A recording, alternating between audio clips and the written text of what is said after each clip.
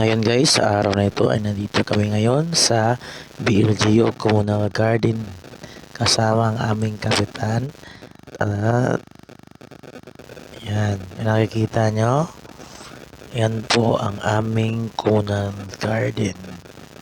Napakalaking communal garden. Ngayon, nandito kami para maglinis, magkuha ng mga damo. At ito ang aming ampalaya. Yan. Nakikita nyo guys. Yan ang ampalaya yan. May bunga na siya. Yan. Ito naman ang aming cabbage. Yan. Nakikita nyo. Nagtitikyupa na sila. Yan. Yan. At ito guys, meron na ng isa. Yan. Yan. Yan.